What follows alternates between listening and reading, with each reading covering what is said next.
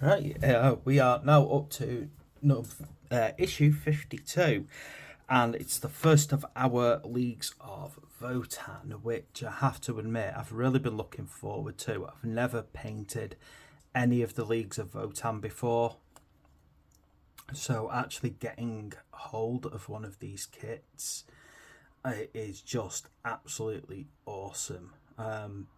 I can't wait to see how this goes together. Straight away, I can see we have some options and choices with our miniatures, which I like that straight away. The fact that actually, if you get two of these, they will look different from each other. So you've got, I'll come to that in a minute anyway. Let's have a look at the first of our Votann, guys. So throw right into how to build. I'm hoping this is an easy build because my voice is dying and I really could do with some easy videos to make. The guy's going to be put together with his plasma gun that looks like a plasma gun and it's described here as a mass gauntlet. Is it the... All right, hang on. It's a vulcanite disintegrator, not a plasma gun. That's interesting, actually. That's something worth looking into, because I'm pretty certain that's vulcanite. It sounds like a weapon from the Horus Heresy, actually. I'm trying to remember. There was a gun in the Horus Heresy that has a similar ring to it. And mass gauntlet instead of power fist, but the idea is the same, I'm guessing. Now, they're actually doing their Votann with a yellow colour to him. Now, I like the idea of them wearing these yellow clothes. Normally, I go against just following the how to paint guides, but part of me feels like I like the colour scheme anyway, and so sticking to it might be actually fun for me. Help me kind of focus myself and almost kind of make my life easy as well, so I'm not having to overly think things. So what is the actual colours? Yeah, yellow and black. So I kind of like actually just sticking to that. I don't think I've actually made any of my combat patrols as per the guides at this point. I don't think I've got a single one that follows the guides, so maybe I should follow the guides for a change. Okay, what else have we got going on here? So quite a lot on the how to paint, because it's actually quite we're quite far into the collection and we've got a lot of ground to cover. So that's definitely a lot of painting coming up.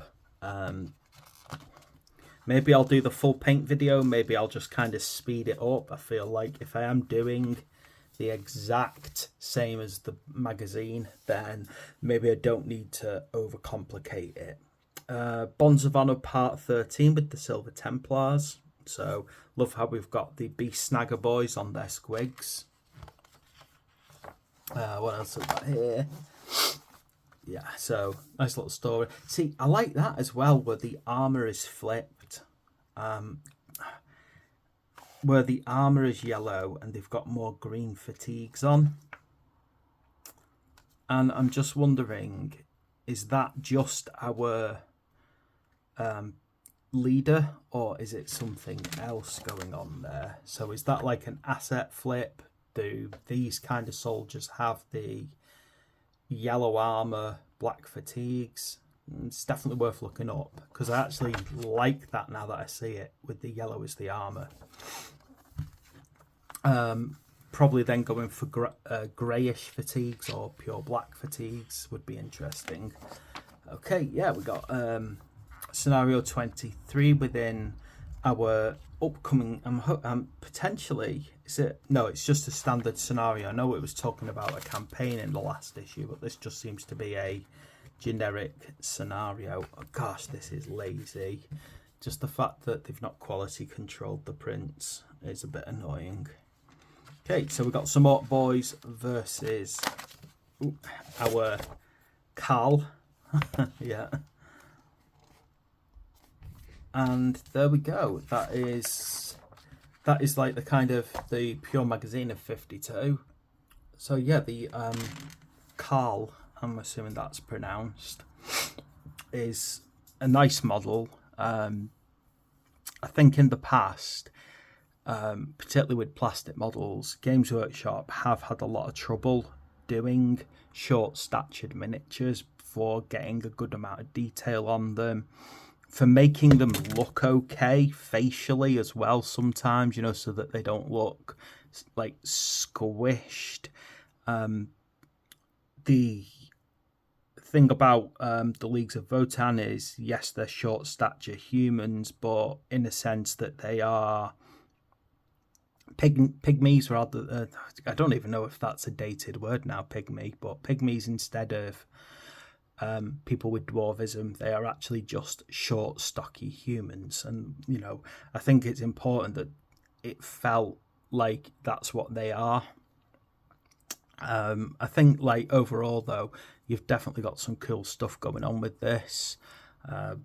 Deciding which face to use, so you've got what looks like 2 open-faced and 1 closed-faced.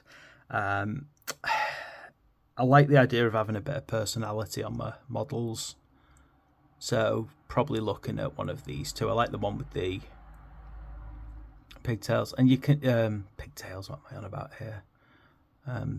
But interestingly, you can even see the com links and the idea that they have a certain Space Marine-esque styling to them. Because what you've got to remember is, although this is not Space Marine armour, it is still undoubtedly power armour. Whether or not the Votann call it power armour, but it is definitely some kind of powered suit.